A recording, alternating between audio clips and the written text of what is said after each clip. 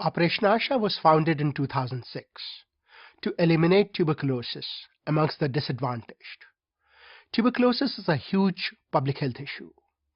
First of all, there are 13.5 million patients across the world, of which every fifth patient is in India. Not only that, 1.4 million people die of tuberculosis every year. Again, many of them in India. In India alone, every 90 seconds, 2 people die of tuberculosis. Not only that, it's also a huge socio-economic problem. 100,000 women are thrown out by families when they are diagnosed with tuberculosis because the families think that these women will die themselves and will infect and kill others also in the family. 300,000 children are thrown out of school either because they have TB or because a parent has TB, cannot earn, and so the child has to work and support the family. The economic loss is terrible. Every patient loses $150 a year in productivity because of TB. The Indian economy loses $23 billion every year in indirect losses. $23 billion a year, which could be used for many other purposes to improve the lives of the people.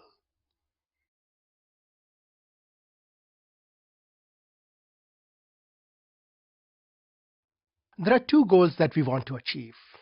The first is organic expansion. We want to go and serve about 10 million people by the end of 2015. This will be either directly through our organic expansion by establishing our own centers or collaborating with other NGOs and governments to help them replicate our model. The more important part of our mission is now to help other countries and other NGOs replicate our model. The first step in that direction is to get reputed independent organizations like the Johns Hopkins University, like the Stanford Business School, like the Poverty Action Lab, come in and evaluate our model and our best practices as independent researchers.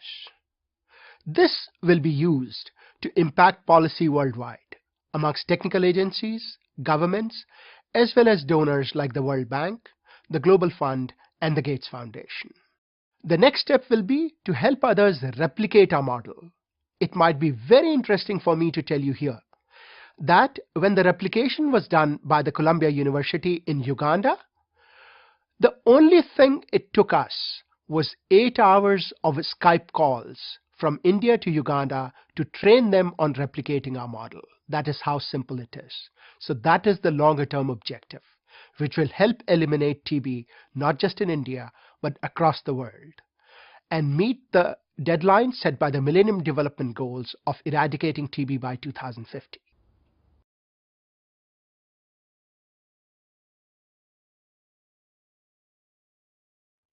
Operation Asha always works with the National TB Program and the local public health department. This has major benefits. For example, the governments provide medicines.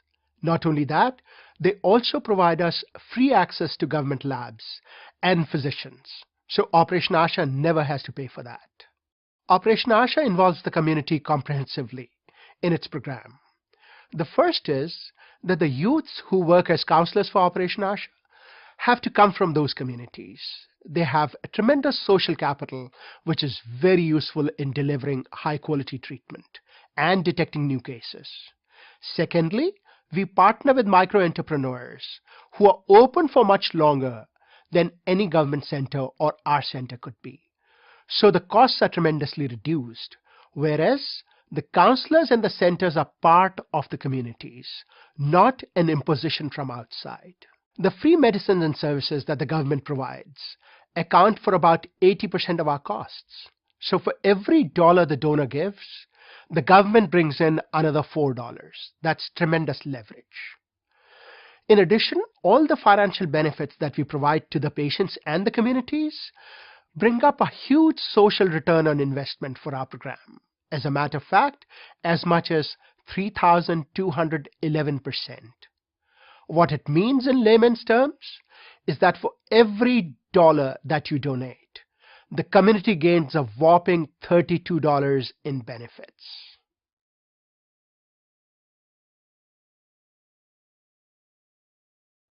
Operation Asha delivers unbeatable results, which include a very high detection rate in every community that we work with, and also a very low default rate, as low as 3%, which is about 12 times lower than the default rate found by an independent assessment in the same communities where we work.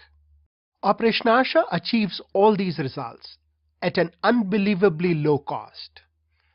One donor said that our cost is 19 times lower than the second nearest competitor. The most impactful innovation that Operation Asha has developed is its e-compliance technology. This is the heart of our program. It not only helps track every dose taken by every patient and eliminate default, thus stop the generation of superbugs, it actually also reduces costs. The increase in productivity because of e-compliance leads to cost reduction by as much as 30%. An additional bonus of Operation Asha's program is that with a one-time investment of only $4,000, which is used to establish 2 centers, one illiterate or semi-literate youth from that community or that group of villages gets a full-time job, a dignified living.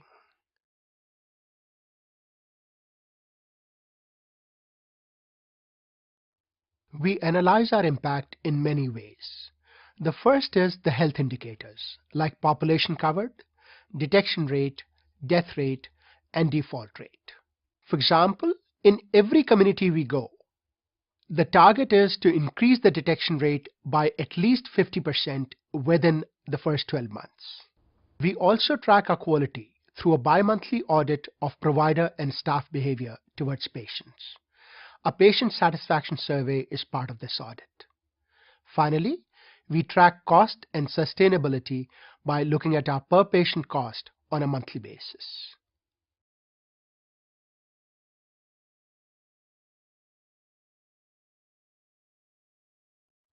What many experts are surprised about is that our counselors, who are semi-literate and now many times absolutely illiterate, are able to deliver such good results.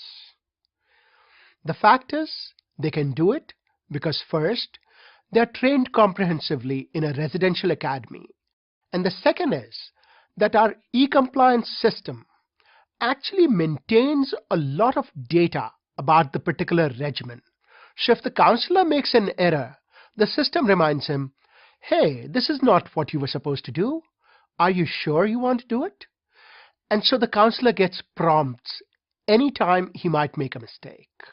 The second fact is that many experts don't believe that work could be delivered at such low cost. But the world is getting around to accept that actually very high quality can be delivered if you do it the right way. Another big challenge we have is that the replication is rather slow. In spite of very good results and extremely low costs, the replication is not as fast as it could have been. Maybe the social enterprise space is a little inefficient. Had Operation Asha been a business, by now our best practices would be followed across the world, and anyone who did not would have been wiped out. I hope the same thing happens in the social space too, soon enough.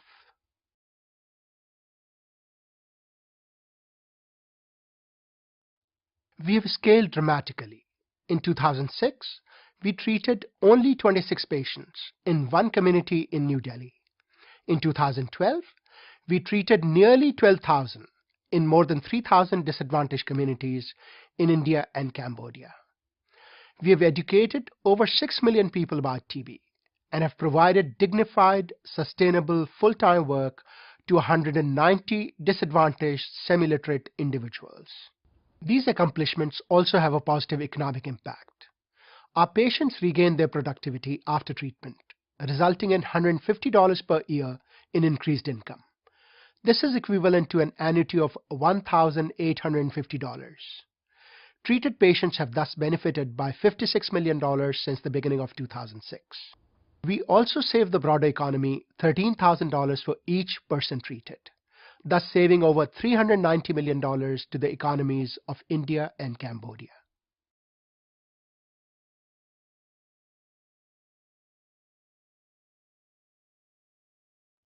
Operation Asha works very closely with the governments, which are large bureaucracies and slow to react. This at times hinders the provision of services to the patients and also slows down expansion. In addition, public health experts find it difficult to understand how easily services can be delivered to patients at their doorsteps. Instead, they insist on patients coming often to the hospitals. Another challenge is that most people are not even aware that TB is a big problem. So there are very few donors who fund TB treatment and prevention. This is somehow changing with the advent of the superbug. We hope that with the support of many more donors, we'll be able to stop the new cases of TB and the generation of superbugs.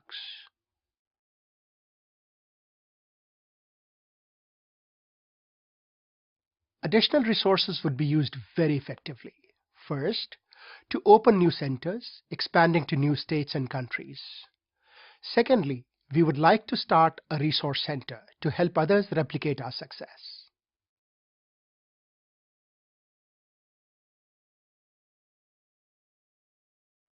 Operation Asha strives to deliver the best to every patient, but still there are some gaps.